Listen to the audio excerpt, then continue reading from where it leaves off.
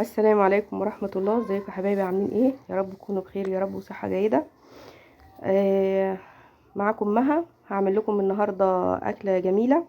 جات لنا هدية بقى كده ايه، لحمة ضاني من واحدة صاحبتي، ربنا يخليها يا رب ويديها الصحة. فطبعا دي أحسن هدية في الظروف اللي الواحد فيها يعني. عقبالكم كده يا رب لما تلاقوا كده حد يجيب لكم هدايا لحمة وفراخ. فالنهاردة بقى قلت هستغل اللحمة الضاني ديت، فهعملها ببصل زي كباب الحلة كده، وهعمل جنبها رز مصري بس هعمله زي البسمتي يعني، بس انا ما بجيبش رز البسمتي يعني، اي حاجه غاليه انا ما بجيبهاش بصراحه، والرز المصري بيقضي الغرض برضه. فهنا معايا نص كيلو اللحمه ليه نص كيلو بصل، ومعايا فلفل بقى احمر واخضر وفلفل حراق، ومعايا هنا التوابل، فلفل وكمون وكزبره وكركم وجنزبيل وقرفه وسنه جوز الطيب وسنه قرنفل. التوابل دي هنستخدمها للحمه وللرز، فبس طبعا اللحمه مش هنحط لها كركم، بس هي نفس التوابل يعني. تمام. عندي هنا بقى الحله على البوتاجاز، كنت حاطه فيها اللحمه شوحتها الاول، بس طبعا الجزء ده يعني اتمسح، فانا شوحتها الاول وبعد كده رحت بقى نازله عليها بالبصل. وبعد كده العين التانية بقى احط عليها الرز هنا كنت حاطه معلقه زيت ومعلقه سمنه. فالزيت عشان بيدي لمعه للرز، بيخلي الرز جميل قوي كده ومفلفل وبيديله لمعه. وده نص كيلو رز.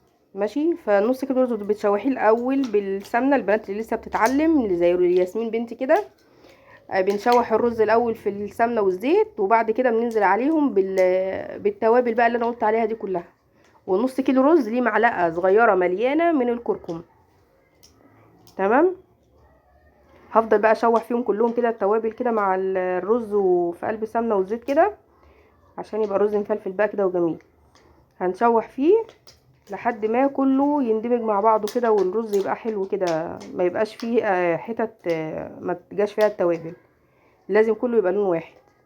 وهنزل عليه بقى بالميه السخنه، وزي ما احنا متعودنا كده ان الميه قد الرز، نص كيلو ميه لان نص كيلو رز،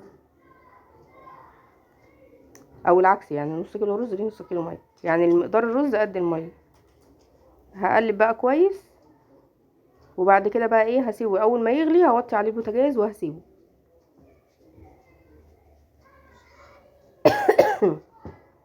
معلش يا جماعه عشان عندي برد. هنا بقى كده الرز بيغلي، لان انا كنت حاطه الميه سخنه من الكتل فبيغلي على طول. ماشي. وحطيت بقى الملح، لان الملح دايما انا ما بحطوش مع التوابل في التقديم يعني، لان انا بحب احط الملح بايديا، بعرف في مقدار الحاجه يعني. وهنا بقى اللحمه اهي، كان البصل دبل شويه مع اللحمه، فهنزل بقى بالتوابل اللي انا قلت عليها، ما عدا طبعا الكركم. فاحنا شلنا الكركم عشان الكركم ده للرز، لكن نفس التوابل اللي انا قلت عليها هي التوابل اللي انا حطيتها دلوقتي. هنزود عليهم بس ايه، حبة زعتر اللي انا حطيتهم دوت زعتر، ده للحمة يعني.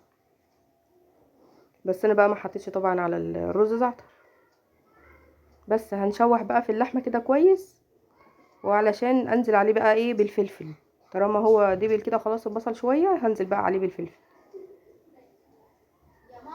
الفلفل بقى اللي هي الالوان، طبعا ده برضو بلدي، حراق وبارد.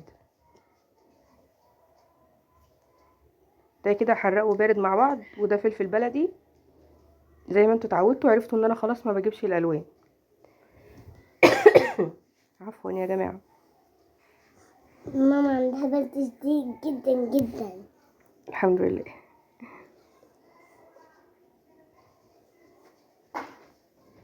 كده بقى هشوح كل اللحمه كويس جدا مع البصل بقى هي هينزلوا ميتهم مع البصل والفلفل، بس انا هنا تقريبا انا حطيت حبه ميه صغيرين عشان بس ايه تساعد في عمليه سوى اللحمه. وهنا بقى اللحمه كانت استوت،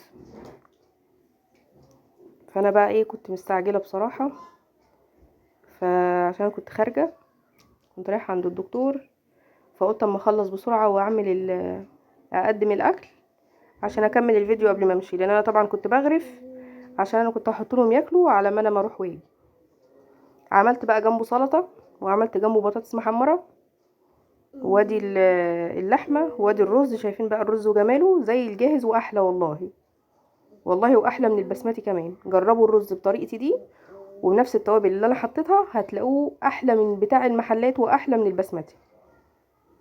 مفيش احسن من الرز المصري، ربنا بس يديم علينا نعمه.